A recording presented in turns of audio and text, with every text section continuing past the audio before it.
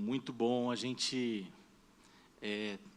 refletir sobre tudo que a gente cantou, tudo que a gente tem falado como série, e a gente tem tido vários depoimentos, né, de como essa série já tem transformado pessoas, corações. O tema Eu Sou Casa, ele é muito bom, né? Porque a gente sai um pouco da ideia do que eu faço para um passo atrás, quem eu sou. E isso mexe com a gente, né? Isso mexe com as nossas crenças limitantes, isso mexe muito com o que a gente acredita, isso mexe com a nossa teologia, isso mexe com a nossa conduta na sequência. Então, trabalhar esse tema tem sido muito bom, desafiador para a nossa equipe pastoral, de forma geral, né, para a gente como igreja, e tem sido muito bom já, bastante frutos a partir desse tema, que a gente tem sempre falado, primeiro em nós e depois a partir de nós. E hoje a gente vai continuar esse tema, e eu queria, desde já, que você pensasse um pouquinho sobre isso. O problema nem sempre está na aparência, mas na estrutura. Quando você vê uma casa muito bonita assim, a gente contempla logo de cara o seu externo. Concorda comigo? Quando você vê um carro muito bonito, o Theo costuma ver os carros e fala: "Uau, papai, olha que carrão!" E ele joga Need for Speed, né, comigo, em casa, e quem sabe, né, o Need for Speed não tem carrinho, né, é só carrão. É Porsche, é Lamborghini, é carro assim, né? Mas tem um Fuscão lá também. E aí a gente vai brincando e ele fala: "Uau, pai, eu quero comprar esse carro lá." Eu falo: "Para aqui você pode comprar qual carro você quiser, né?" Aí ele compra Lamborghini, compra Porsche, compra BMW, só vai comprando os carrão, né? Então ele aprendeu já a ver, com 3 anos de idade, que aquilo é um carrão, o estereótipo, o externo. Quanto mais a gente, não é? A gente sabe o que é bom. Vamos falar a verdade, a gente sabe o que é um carro bom, o que é um bom computador, o que é uma boa guitarra, o que é uma boa casa, o que é um bom restaurante. A gente sabe porque a gente cresceu aprendendo a lidar com essas coisas externas. Mas a grande verdade é que nem sempre o externo reflete o interno. Eu estava falando há pouco para os meninos lá em cima que estão cuidando do áudio da live, e a gente conversava, pessoal, e eles estavam ali me questionando, não é?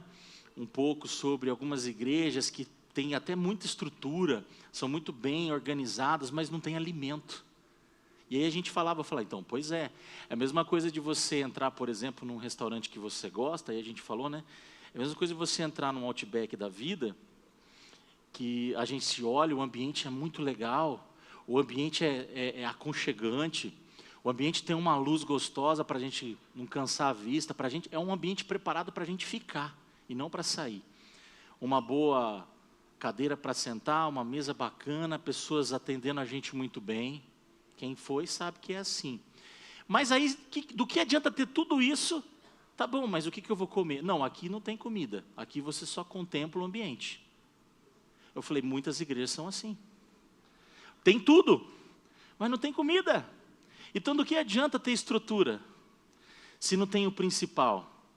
E é um pouco disso que a gente vai falar hoje, mas até um pouco mais aprofundado. Então, eu quero que você abra a mente para esse aspecto. O problema nem sempre está na aparência, mas na estrutura. O que está por dentro, o que vem consolidando. E eu lembro uma vez, eu quero até contar essa história, um casal, ele decidiu construir uma casa muito bonita. Vamos pensar nessa daí para você já abrir a mente. Talvez a casa dos sonhos. Não sei quantos estão construindo aqui. E construção é um negócio que é bom e é ruim ao mesmo tempo, né? É gostoso quando começa, mas você não vê a hora de terminar. Mas pensa comigo, então eles planejaram tudo com muita excelência, bons materiais, né? Materiais para o acabamento, investiram tempo, sentaram, olharam o projeto, energia, recursos. Por fora, depois de pronta, a casa era impecável. Pensa, uma casa linda, as cores, aquela piscina, aquela churrasqueira, aquele cantinho lá que o homem gosta, não é? Então, assim, tudo parecia perfeito. Mas, com o tempo, porque não se prestou atenção, como é que está a estrutura? E sim, aonde vai ser a churrasqueira? Onde que vai ser a piscina, o spa? Mas ninguém pensa assim, como que será que é a viga que sustenta o segundo andar? Quanto será que o cara colocou de cimento? Será que ele usou a proporção correta? Será que o cara usou o prumo para fazer a parede? Ninguém pensa nessas coisas, a não ser o Beto, né? O Beto está aí, o Beto sabe como é que é. Pedreiro não pensa nessas coisas. Vai pôr a linha? Que linha? Para que linha? Né? Prumo. Só pensa nisso quem pensa na estrutura. Quem pensa na parte interior.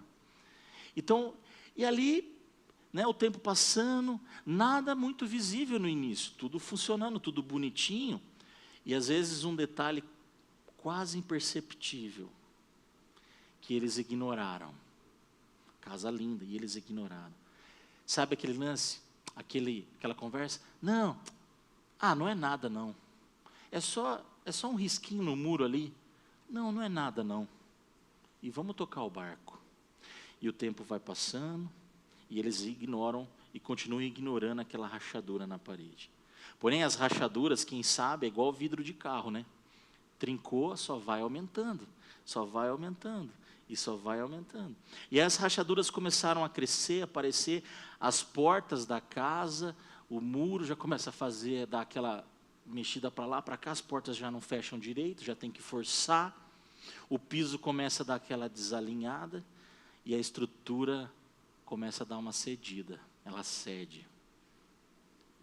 Até que um engenheiro amigo desse casal, depois de anos, vai lá visitá-los. Ele olha e diz: o problema não está na aparência, está na estrutura. Você pode passar uma massa, você pode lixar, você pode pintar, mas como será que está a estrutura?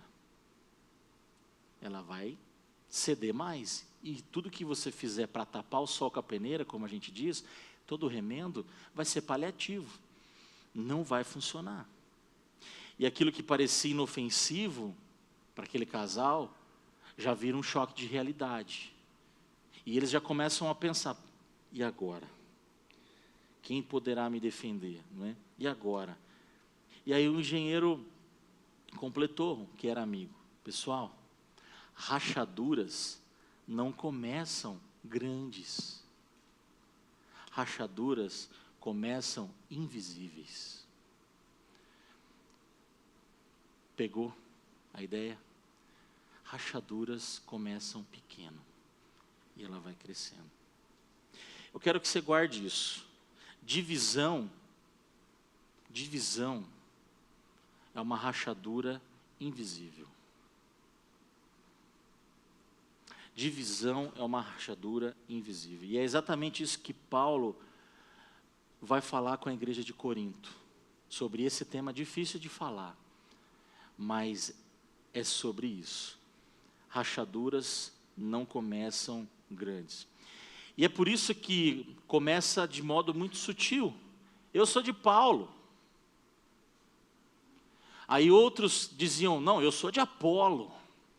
Até o Mazão falou um pouco dessa polarização. Veja, isso não é algo novo. Isso já tinha lá atrás. E dentro da igreja, pior ainda. Eu sou de homens. Eu sou do time de Paulo. O outro, eu sou do time de Apolo. Então, existia ali comparação, disputa, e o pior de tudo, né, a competição. Então, você consegue observar já a tensão que tinha na igreja de Corinto? Era uma igreja tensionada por divisões. A igreja de Corinto não tinha problema de frequência, era uma igreja grande, era uma cidade comercial muito respeitada daquela época. Tinha muitas pessoas, muita gente frequentava. Eles não tinham problema de frequência, eles não tinham problema com dons, nem de movimentação, nem de nada, mas eles tinham um problema sério, divisão. Picuinha, coisinhas. Isso não dá nada não. Uma fofoquinha aqui. Eu não gosto do jeito que o Coxa canta. E o Mazão faz muita virada na bateria. Mas é assim que começa. Coisas pequenas. E 1 Coríntios 3:3 vai dizer, porque ainda são carnais. Mas nós vamos ler daqui a pouco. Mas o que havia era exatamente isso. Então Paulo chama a atenção, não é para uma diferença de opinião.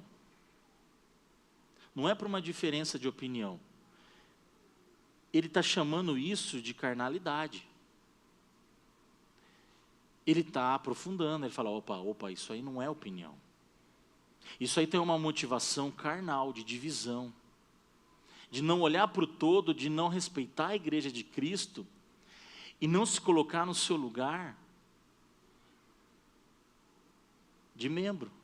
Eu faço parte. E sabe o que acontece? O que eu mais percebo é que quem tem esse tipo de postura não se sente pertencente. A pessoa se sente no direito de falar, porque ela de fato está de fora do barco. Ninguém critica o barco em que está, porque quem está vendo ajuda, faz acontecer, vai para cima. O que precisa ser feito? Aonde que eu me encaixo? Esse é o meu corpo? Essa é a minha casa? Então eu vou cuidar dela. A gente fala da casa dos outros. A gente fala do carro dos outros. A gente fala da empresa dos outros. Talvez nem deveria, mas a tendência é essa. A gente não costuma olhar para a nossa casa. Será que a parede da minha casa está suja? Será que... nem pergunta, homens. Se você perguntar para sua mulher o que precisa fazer em casa, você vai sair com uma lista hoje daqui, nem pergunta. Mas fica para pensar, e a mulher sua já sabe, está na ponta da língua. Eu já sei que eu tenho que arrumar um negócio lá em casa, uma outra coisa, já está, ela aí já está me cobrando. Mas a gente não faz isso, a gente não olha para a nossa casa, para o nosso carro, para a nossa vida. A gente olha para a dos outros. E é assim que começa a divisão dentro da igreja, porque eu não me sinto parte dela, então eu acho-me no direito de poder falar. Então veja, o foco, gente, é a cruz. Pessoas são a nossa missão. Se eu perco isso de vista, é por isso que Paulo está falando, vocês são carnais. Vocês não estão olhando e dando um macro para aquilo que transcende a igreja. A gente não é só um grupo de pessoas sentado aqui, escutando alguém falar. A gente é o corpo de Cristo em missão na terra. Nós estamos aqui para ganhar almas, nós estamos aqui para falar do amor de Jesus, a gente está aqui junto para a gente se amar, a gente está aqui para a gente aprender mais do Senhor, crescer em conhecimento, para poder adorá-lo melhor, para poder viver melhor. A teologia serve para o hoje, depois que Jesus voltar, a teologia não serve para nada. Entre a cruz e a segunda vinda, existe a vida, e é aí que a teologia faz sentido. Então a gente precisa aprender hoje. Não adianta a gente deixar para estudar depois. A teologia serve para agora, para você viver melhor, para você não viver ansioso, para você não viver depressivo, triste, magoado, não entender o luto e assim por diante. Então a teologia nos ajuda a viver. E quando eu não entendo, principalmente a eclesiologia, o que é a igreja, eu começo a dar murro em ponta de faca e falar mal do meu irmão e não entender o que está acontecendo. Qual que é a dinâmica da igreja? Qual que é a dinâmica do reino? Divisão. Então Paulo não vai chamar isso de diferença de opinião, ele vai chamar de carnalidade, e isso é pecado. E isso é pecado. Eu quero que você pense em algo. Muitos problemas hoje não são teológicos. Tem muitos, ok? Tem muitos. Mas se tem uma coisa que talvez é o maior problema hoje das igrejas, é relacionamento. Relacionamento. Não sei se você sabe, mas 80% das pessoas ficam no mesmo lugar por conta de relacionamento. A teologia, ela é considerada um bônus. Não deveria, tá? Não deveria. Ela deveria ser o primordial. Mas as pessoas, elas frequentam os mesmos espaços, elas caminham juntas por conta de relacionamento. E é por isso que nós acreditamos muito no relacionamento. Por isso que nós queremos ter não só encontro de homens, mas teremos de mulheres, em nome de Jesus, logo, logo. Procura a Vanessa depois, a Fran, a Ellen, as mulheres aí, tá bom? Eu quero que vocês entendam isso. Por isso que nós enfatizamos o grupo pequeno. Por isso que nós fazemos o na lata, por exemplo. Por isso que os adolescentes estão no espaço deles lá, para gerar entrosamento, as crianças no seu tempo. Então, você precisa entender que essa é a dinâmica, por exemplo, da movimento. Se você quer caminhar com a gente, se sentir pertencente, você precisa entender que é assim que a dinâmica flui no nosso meio. Porque depois é fácil falar, pastor, mas eu não me sinto pertencente, eu não consigo fazer parte. Tá, mas você vai num grupo pequeno? Não. Você você tem uma boa frequência no culto? Não. Você vai num encontro de mulheres? Não. Você vai num encontro de homens? Não. Mas aí não tem como. Consegue entender? Não tem como. Então, todas essas coisas são pensadas para que a gente tenha relacionamento. E o relacionamento diminua a divisão. Então, muitos problemas, como eu estava dizendo, não são teológicos, são relacionais. E Paulo vai trabalhar justamente isso, essa imaturidade espiritual é um outro problema, que está tudo dentro desse problema aí de relacionamentos. Então, onde existe competição, presta atenção, a cruz deixou de ser o centro. Aonde existe competição, a cruz deixou de ser o nosso foco. Não cantamos? Não quero viver para mim mesmo. Olha isso. Então a gente tem que pensar no que a gente está cantando. Eu quero ser uma bênção para você. Quer mesmo? É preciso refletir.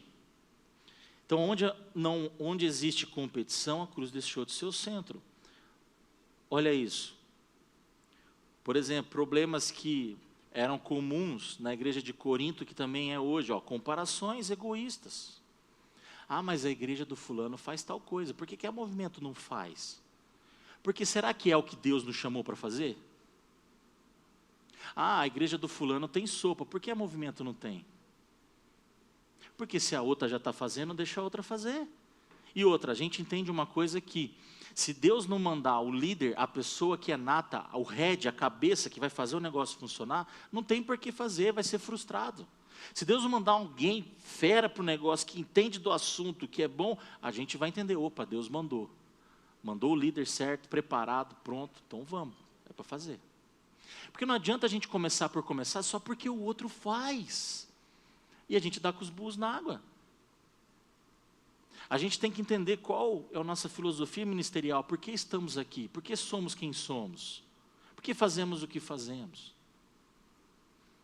Eu lembro que a gente estava no Summit, o Mazão, o Thiago, o Rodolfo vai lembrar, que foi um encontro de 20 anos das igrejas que foram plantadas pelo movimento Ressurgência. E a gente estava lá, e o Steve Andrews, que é da igreja, foi o plantador da Kensington Community Church nos Estados Unidos. E ele já é um pastor idoso e tudo mais, mas ele é muito, assim, alto astral, bem sanguíneo. E ele falava assim, se você sabe fazer um cheeseburger bem feito, pastor, faça o melhor cheeseburger da cidade.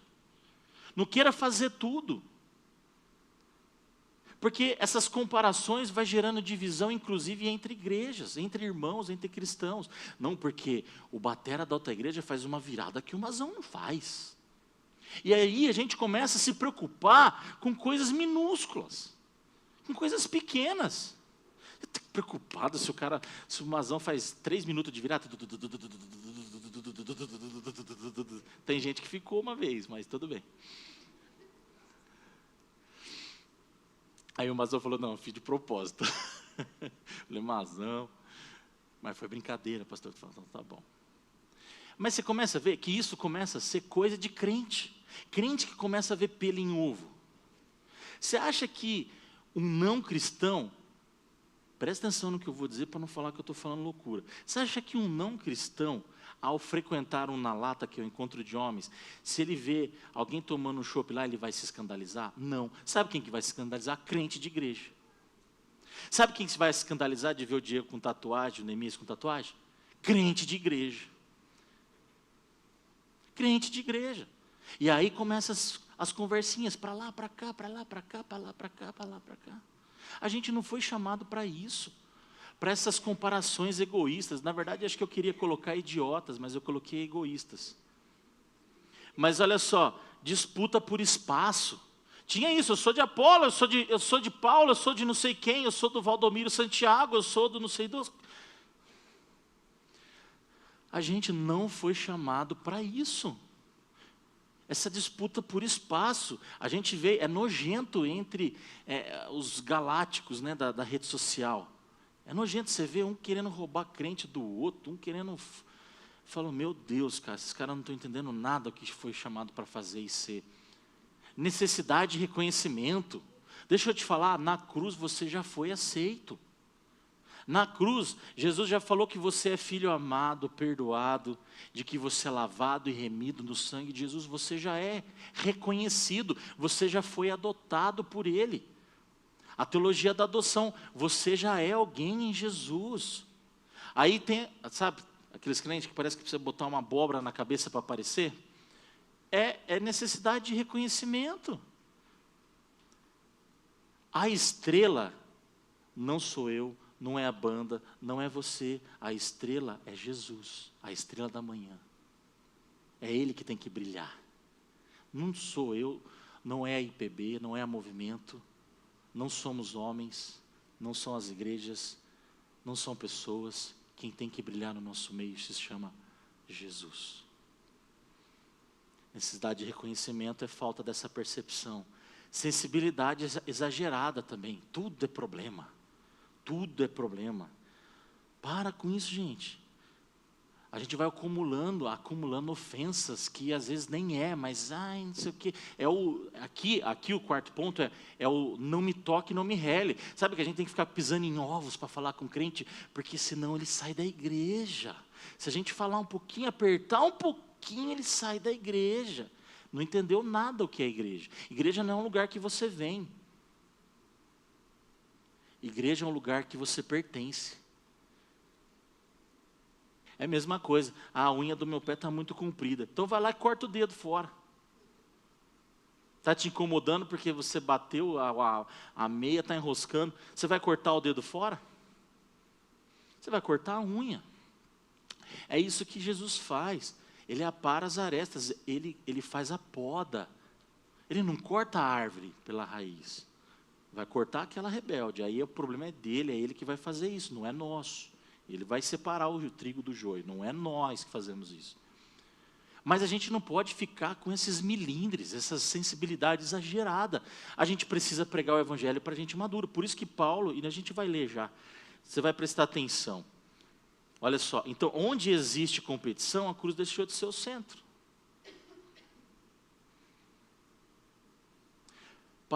Para você ver. Então do que a gente está falando hoje? A casa não cai de fora, a casa cai por dentro. Não é a aparência, é a estrutura. Eu quero que você preste muita atenção nisso, porque às vezes a gente pode ter, ou você está tendo, ou até eu está tendo, eu já refleti quando eu estava falando, será que eu não estou tendo alguma coisa de falar por de dentro, e às vezes eu também não tô legal nisso, então também já fiz a minha reflexão, faça também. É dentro, é a estrutura que derruba uma casa. Vamos ler. 1 Coríntios 3, a partir do 1. Irmãos, quando estive com vocês, não pude lhes falar como pessoas espirituais. Você já pensou? Você já pensou se Paulo viesse aqui, pegasse o microfone? Irmãos da Movimento, quando eu estive com vocês, eu não pude falar como gente crente. Talvez muitos iriam se ofender. Falei, como assim? Quem que é esse cara, velho? Quem que é esse maluco aí de Paulo falando que a gente é carnal? É isso que ele estava falando. Mas como se pertencessem a este mundo. Olha isso. Ou fossem criancinhas. Chamou todo mundo de infantil. Todo mundo aqui é tudo criança, tudo infantil, tudo leitinho. Você já pensou? Será que a gente não ia se ofender? Era a palavra, era o jeito que Paulo falava. Criancinhas em Cristo. 2. Tive de alimentá-los com leite e não com alimento sólido. Pois não estavam aptos para recebê-lo e ainda não estão. Olha o que Paulo é dureza. Então ele está falando o que aqui? De maturidade espiritual. Não era falta de ensino. Ensino tinha. O que era? Era falta de capacidade espiritual para absorver. Então maturidade não é o quanto você ouve. Maturidade não é o quanto você ouve, é o quanto você pratica o que ouve. Você pode estar ouvindo o Evangelho há 10 anos, 20 anos, 30 anos. Mas de tudo que você já ouviu, o quanto você põe em prática? Opa, a conversa muda. O quanto que eu estou colocando de toda a teologia, de todos os livros que eu já li, dos congressos que eu já fui, dos acampamentos, o quanto de tudo isso que eu absorvi, eu estou pondo em prática no meu dia a dia. Opa! É aí que a conversa muda. E essa é a expectativa, porque senão eu começo a ver pelo em ovo. Eu tenho tempo, eu não estou praticando, então eu tenho tempo para falar, para fazer, para dividir. É o quanto você vive. Certo? O quanto você vive. Continuando. Porque ainda são controlados por sua natureza humana, ou seja, a carne. No grego aqui é sarquê, que é a mesma palavra que vai para sarcófago. Sarquê no grego, onde você colocava lá o presunto lá, embrulhava e deixava na caixa lá, né? O munhá. Tem ciúme. Tem ciúme uns dos outros. Olha outros problemas aí, discutem e brigam entre si. Acaso isso não mostra que são controlados por sua natureza humana? E que vivem como pessoas deste mundo? É para a gente pensar, gente. Quando um de vocês diz, eu sigo Paulo, o outro diz, eu sigo Apolo, não estão agindo exatamente como pessoas deste mundo? Eu sou da direita, eu sou da esquerda, eu sou do Corinthians, eu sou do Verdão, eu sou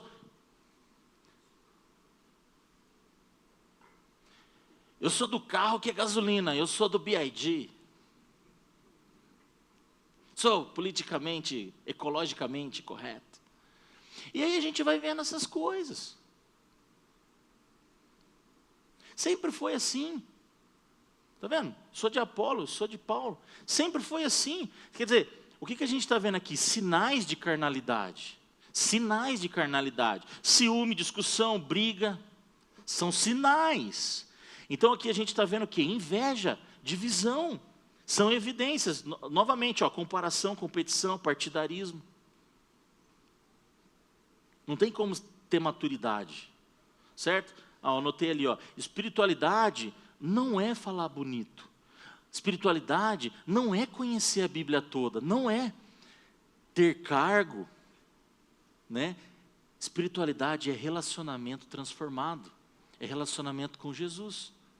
Afinal de contas, tem muita gente que conhece mais a Bíblia do que muito crente. Tem muito padre, tem muito filósofo, tem muito ateu que lê a Bíblia, se você não sabe. Tem muitos. Tem muitos. E digo-lhe mais, o diabo conhece mais do que a gente. Mais do que a gente. E nem por isso ele é seguidor de Jesus. E o texto vai dizer ainda que os demônios creem e se estremecem de medo. Então não é só sobre conhecer, é sobre viver. Sigamos aqui, Afinal, quem é Paulo? Quem é Apolo? Somos apenas servos. Mais um pouco de identidade para nós. Quem nós somos? Servos. Quem você é? Servo. Quem eu sou, pastor? Servo. Servo faz o quê? Serve. Tá bom. Você entendeu quem você é? Então por que você não serve? Por que você não serve a sua casa? Por que você não serve o seu trabalho? Não, porque eu sou o dono do meu trabalho. Não, peraí. Você não é dono de nada. O dia que Jesus chamar o seu nome na senha, tudo que você acha que você é dono vai ficar aí para alguém administrar e talvez vão arrebentar com tudo que você tem ainda. O que a gente mais vê é filho arrebentando com tudo que o pai constrói. Por quê? Porque cuidou tanto daquele império que nem ensinou o filho a trabalhar naquilo e nem soube pensar numa sucessão. Então, só porque você é o dono da empresa, não significa que você não deva servir. Muito pelo contrário, maior é aquele que serve. Você consegue entender que o Evangelho é a contracultura deste mundo? Nós somos mordomos. Tudo que eu tenho hoje, na verdade eu não tenho. Eu administro. Deus permitiu que eu tivesse por um tempo, porque o meu tempo de vida nessa terra é limitado. Então por que você acha que é dono de tudo? Do seu tempo, do seu dinheiro, daquilo que você acha que você tem que fazer para você mesmo. Quando a gente começa a refletir esse tipo de coisa, gente, a gente começa a entender que a gente precisa se focar, né, focar mais nas coisas do reino. Porque as coisas do reino têm cunho eterno. Nós vamos partir dessa para a glória e a gente vai continuar vendo os nossos frutos eternamente. Que frutos, pastor? Pessoas que a gente discipulou, vidas que foram transformadas por meio do teu dom, do teu talento, do teu recurso. Isso é um verdadeiro fruto. Ver vidas sendo transformadas. Guardar histórias de pessoas que você conversou, que hoje se renderam aos pés de Jesus. Consegue entender? É porque a gente tem uma mente muito contaminada pelo consumismo, pelo materialismo, pelas coisas deste mundo. E a gente precisa se descontaminar mesmo dessas coisas. Por isso, olha só, aonde parou, onde eu parei? Apenas servos, né? Apenas servos de Deus por meio dos quais vocês vieram a crer. Cada um de nós fez o trabalho do qual o Senhor nos encarregou. Então quem é o protagonista? Deus, certo? Eu plantei, a Apolo regou, mas quem fez crescer foi Deus. E por incrível que pareça, eu vejo um orgulho até em pastores que plantam a igreja. Não, eu sou o plantador da igreja. Fala, você é um servo e precisa ser mais humilde. O cara bota, sou o plantador da igreja. Sou não sei o quê. Eu plantei, Apolo regou, mas quem fez crescer foi Deus. Foi Deus. Pensa assim que o seu trabalho também. Não, eu construí meu trabalho, mas um dia outra pessoa vai regar, vai seguir. Mas quem dá o crescimento é Deus. A gente não pode tirar Deus da equação, não tire, porque é a rachadura que vai começar na sua casa, é a rachadura que vai começar no teu trabalho, no teu ministério. Começa lá dentro. O orgulho, a comparação, a divisão, começa, você está entendendo? Por isso, a gente tem que pensar um pouco nisso. Quem fez crescer foi Deus. Não importa quem planta. Pronto, Paulo já dá o papo. Não importa quem planta, quem rega, mas sim Deus que faz crescer. Deus tem que ser sempre o acima de tudo, o glorificado, o adorado, e não homens.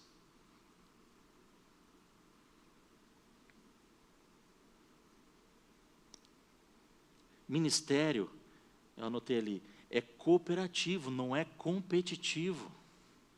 Não estamos aqui para competir, estamos aqui para somar, certo? Nem talento, nem estratégia, nem carisma é o que faz crescer uma igreja, mas é Deus, é só Deus que pode nos transformar.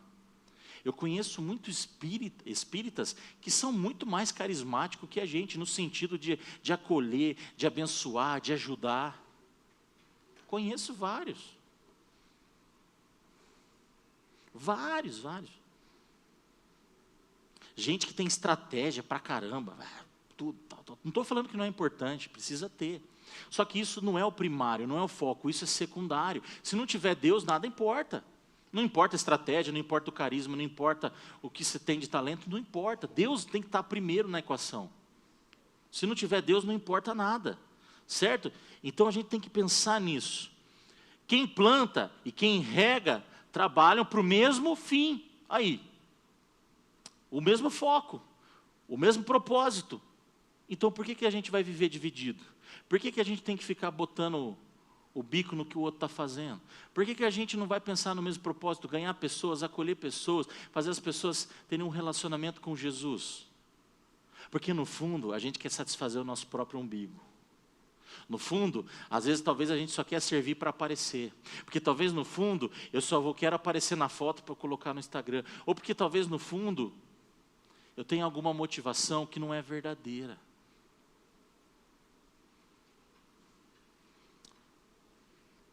Então a gente precisa pensar muito em unidade e propósito. Mesmo fim, e ambos serão recompensados por seu árduo trabalho, pois nós somos, mais uma vez, colaboradores de Deus, e vocês são lavoura de Deus e edifício de Deus. Um pouco mais sobre a nossa identidade. Então Paulo vai fazer o uso aqui da metáfora da agricultura, termos da agricultura, certo? Eu anotei ali, ó. Então a agricultura pressupõe um crescimento orgânico. E assim que tem que ser, nada forçado. A construção, uma estrutura sólida.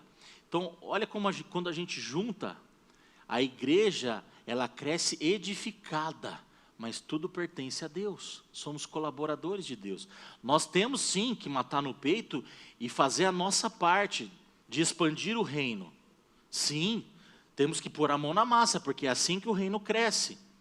Estava falando ontem com o Wagner, o pastor Wagner, e a gente falava muito disso, sempre quando a gente conversa, é muito bom, a gente aprofunda muito. Papo de pastor é sempre teológico, né? E aí a gente estava conversando sobre isso. Porque homens hoje só querem consumir, mulheres também. É que ontem era um encontro de homens, mas é consumismo, vamos consumir. Mas o que você está construindo? O que você está construindo de mentalidade na vida do seu filho, na vida da tua esposa? O que você está construindo de relacionamento sólido no teu trabalho, nas tuas amizades? Ou você só tem amigo para consumir deles? Ou você só se relaciona por aquilo que o outro pode te dar? Cara de pau. Isso é sem vergonhice. Eu só me relacionar com você por aquilo que você pode me oferecer. Isso é desonesto. Isso não é coisa de cristão. Você consegue entender? É por isso que entra a divisão. É isso, é a rachadura que começa. Eu tenho que me relacionar com você porque eu te amo em Cristo, porque nós somos irmãos, porque nós estamos olhando para o mesmo fim, que nós estamos trabalhando para o mesmo propósito, que nós somos um em Cristo com a missão que Deus deu para a nossa igreja local. Vamos salvar pessoas, vamos abençoar pessoas, vamos falar de Jesus para pessoas, vamos restaurar famílias, vamos restaurar a imago Dei de Deus nos homens, nas mulheres, vamos ser uma igreja forte, vamos abençoar a Americana, Santa Bárbara, região, vamos fazer a diferença, pessoal. O tempo está passando. Hoje eu tenho 40 anos, eu lembro de quanta coisa que eu já fiz na igreja. Quando eu falo na igreja, eu falo para o reino, para Deus. Nunca é tarde para você começar. Sabe quantos anos Moisés tinha quando Deus chamou ele? Quem sabe? 86 anos. 86 anos. Está todo mundo jovem aqui. Para pensar demais no próprio umbigo. Então o que a gente percebe aqui? Que Deus, Ele vê fidelidade, não popularidade. Eu sou de Paulo, sou de Apolo, sou não sei de quem, nananana. Deus, Ele está preocupado com a nossa fidelidade, é isso que mantém a casa em pé. Esse é o foco. Então vamos lá. Do que a gente aprende de 1 Coríntios 3, do 1 ao 9? Maturidade não é o quanto você ouve, é o quanto você vive, certo? Como a gente falou, criança ouve o tempo todo. Não é? Você não fica falando o tempo todo a mesma coisa para o seu filho, para a criança. Mas nem sempre muda. Você fala. Eu falo com o Theo o dia inteiro, e a Laís. Filho, não pode isso, filho, não pode aquilo. Filho, não pode. E não adianta nada. Você fala 300 vezes. 1 hora vai entender. Mas não aprende de primeira, não é? Quem é pai sabe. Não aprende. Na primeira não aprende. Esquece. Não aprende. Primeiro porque o córtex pré-frontal de uma criança só vai desenvolver lá pelos 17, 18. Por isso que adolescente demora para raciocinar, porque ainda não está formado até o adolescente. Então, ele começa, é tudo emoção. Eles não entendem. Então, se você quer relacionar com um adolescente para baixo, criança, entenda o que ele está sentindo. Qual é a emoção que está movendo o coração dele. Porque, pela lógica, eles não entendem. A gente é racional, a gente faz conta, mas a gente é adulto.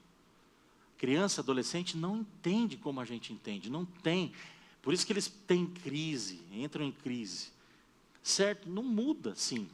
Você tem que ir ali forjando, falando de Jesus. Senta aqui para ler a Bíblia com o pai. Vamos todo dia, todo dia, todo dia, todo dia. É assim que a gente discipula criança, adolescente. É todo dia, todo dia. Vamos orar junto, vamos orar, vamos orar. Jesus morreu na cruz, Jesus morreu na cruz, Jesus morreu na cruz. Ele é o nosso Salvador, Ele é o nosso Salvador, Ele é o nosso Salvador. Ele nos ama, Ele nos ama. É assim. Então, maturidade não é o quanto você ouve, é o quanto você vive. Você já ouviu demais, então você não é criança. Está na hora de fazer. Está na hora de botar em prática.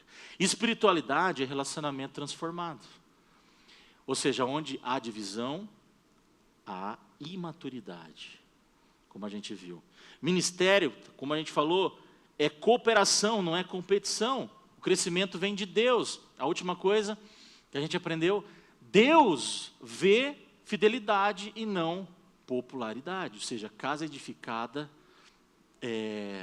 a casa é edificada com união.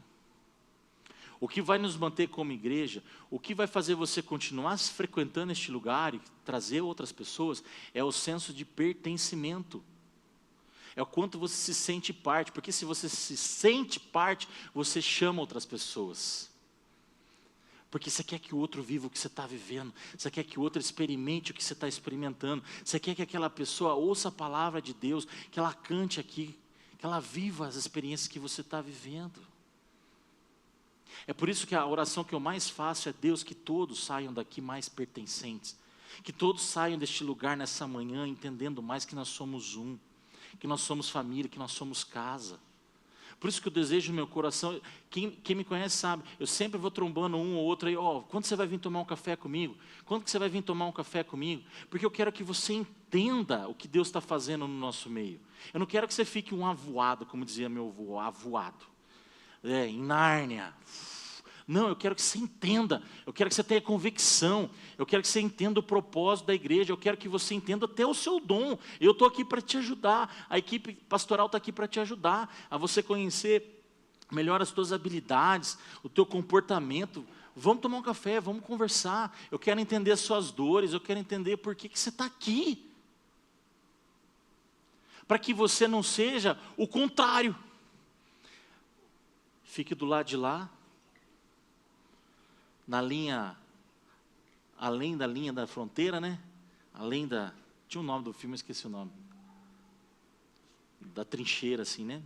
A guerra, a trincheira está no meio, está do outro lado, né? Do fronte. E aí fica atacando pedra na gente. Eu quero que você entenda a visão local da igreja. Então, divisão é um sinal de maturidade, que vai disfarçado de opinião. Tudo você tem que opinar. Não, toma cuidado. Às vezes você não está sendo boca de Deus. Quem idolatra homens revela que ainda não entendeu Deus.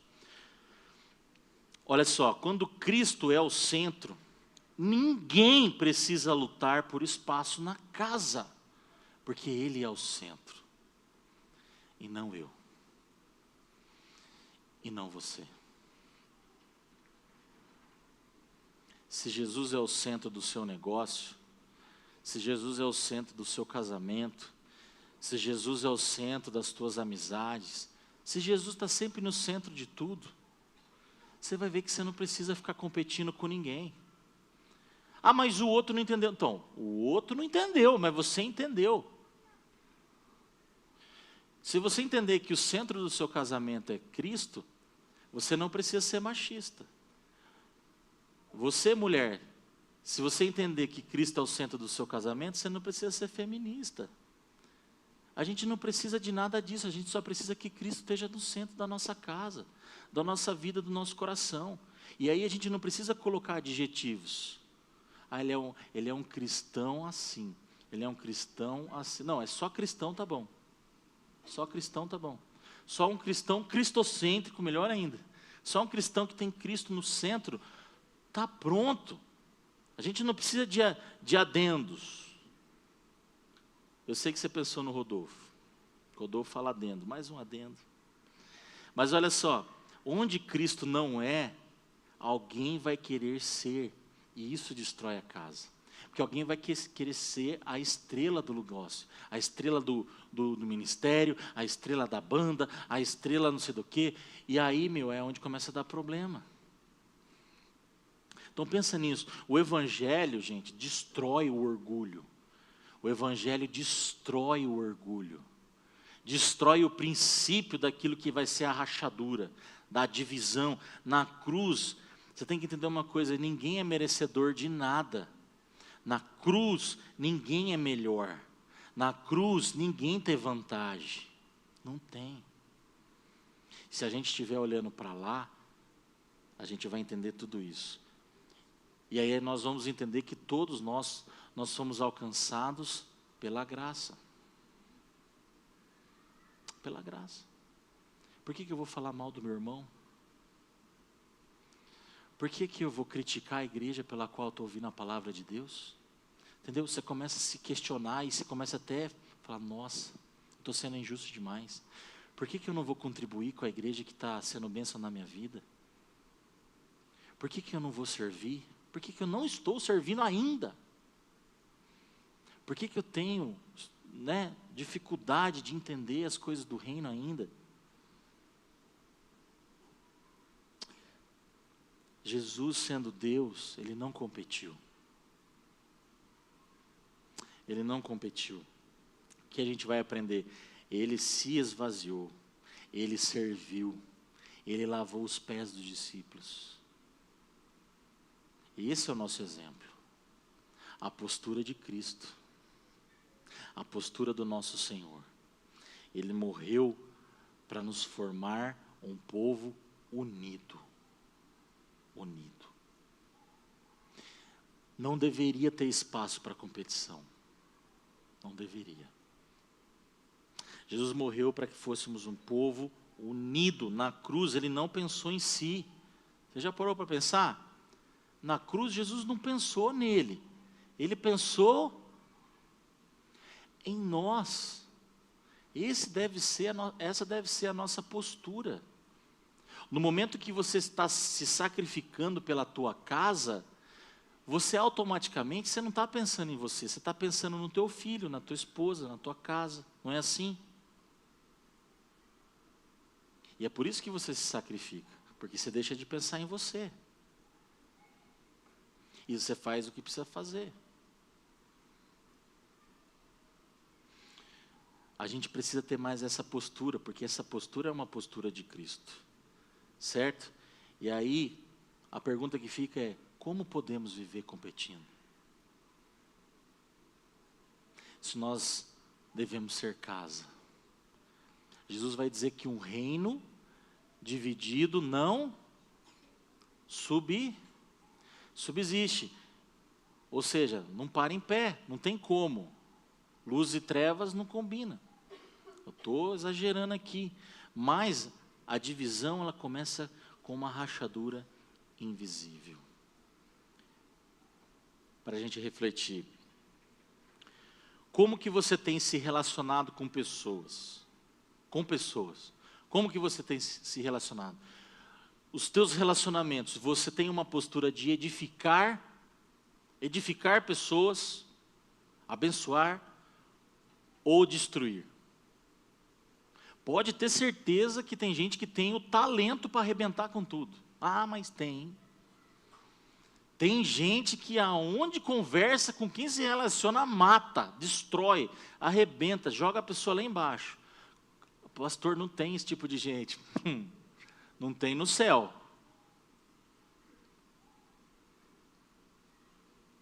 A gente é ruim. A gente é ruim, gente. A gente é ruim sem o Espírito Santo. Rapaz. A gente nasce. Se a gente fizer um exercício aqui, ó. A gente pega um assassino, alguém que... Vamos pegar um cara que, teoricamente, é digno de uma vingança daquela cruel. Que na lei dos homens merece até pena de morte, se fosse o caso. Estou dando um lance hipotético aqui, tá? Pensa, aquele cara que matou um monte de criancinha, não sei o quê, matou a família. Pensa num negócio bem ruim. Se eu falasse assim, pense em 100 formas de fazer esse cara sofrer. A gente arruma umas 500. Arranca a unha do pé, dá choque nos grãos do cara, arranca os cabelos Nossa, a gente vai pensar de tudo, porque a gente é bom nisso, a gente é ruim. Agora, vamos amar esse cara. Eu quero 100 formas de como a gente pode amar essa pessoa. A gente vai ter dificuldade, hein? De fazer uma lista com 10 coisas. Isso mostra que a gente é ruim. Essencialmente, sem Jesus, a gente é ruim. A gente sabe fazer o mal. A gente sabe falar para ofender o esposo. A gente sabe a palavra que vai arrebentar com o nosso casamento, com a nossa esposa. A gente sabe pisar no calo. A gente sabe, gente. Por isso que essa pergunta ela é interessante. Como que você tem se relacionado com pessoas? Edificando ou destruindo? Igreja, trabalho, seu filho, seu pai, sua mãe. Pensa nisso. Uma segunda coisa. Você celebra o crescimento dos outros? Ou não? Ou isso só te incomoda? Celebra ou não? Ou seja, a postura é de humildade ou de competição? É muito fácil eu chorar com o que chora. Ô louco, pastor, é muito mais fácil. Rapaz, bateu o carro, perdeu o casamento, o pai faleceu, eu não sei. É muito fácil eu chegar, abraçar, orar. É muito fácil. Agora eu quero ver você sorrir com aquele que deu certo. Eu quero ver você abraçar e fazer um churrasco com o teu amigo que mudou de emprego, que trocou de carro, que melhorou. Quero ver. Eu quero ver você se alegrar com o seu irmão de sangue, porque ele comprou uma casa melhor. Eu quero ver você se orgulhar de um amigo. Eu quero ver. É muito mais difícil a gente se alegrar com os que se alegram. É muito mais. Por isso, você celebra o crescimento dos outros.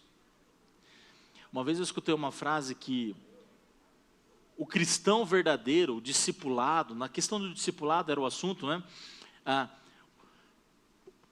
nossa verdadeira satisfação deveria ser, deixa eu falar o contexto. O contexto era discipulado. Quando você discipula alguém, você não celebra o alguém que você discipulou, mas você deveria celebrar o fruto do outro que você discipulou. Então veja, tem a ver com isso. Eu vou ficar feliz quando eu ver alguém que eu discipulei entendendo o reino e tendo frutos. E não aquilo que eu fiz, e não o fruto que eu plantei tal e aconteceu, não. Eu vou ficar feliz de ver os meus frutos na árvore do outro. Aí é cristianismo verdadeiro. Eu vou ficar feliz de ver você prosperar, você discipulando pessoas, você levando pessoas para Jesus, você falando do evangelho. Aí eu vou ficar feliz. Que eu estou pregando aqui, você está entendendo e você está replicando. Pô, isso é maravilhoso. Então pensa nisso, você está firmado ou disponível só quando quer? Pensa nisso, você está celebrando o crescimento dos outros ou não? E a terceira, para a gente finalizar. Sua presença fortalece o ambiente? Quando você chega, é bom? Tua presença ajuda, corrobora, sustenta a casa ou não? Ou você é igual maresia de praia, que chega e vai arrebentando todos os ferros, vai detonando as estruturas. Sua presença fortalece o ambiente ou tensiona? Você chega, o negócio começa a tremer. O cônjuge já começa a tremer. Não, ela chegou, ele chegou. Já começa a dar tremedeira. E o pai chegou, o filho já se esconde. Pensa aí. Talvez, eu falei de casa, mas talvez no trabalho. Você chega, o seu funcionário já começa a tremer, coitado. Sua presença fortalece o ambiente ou tensiona? Você aproxima ou você divide? É para a gente pensar, é para a gente pensar. As pessoas, ao se relacionar com você, elas sentem apoio, direção, ou vê exemplo, ou vê que você é uma pessoa tóxica.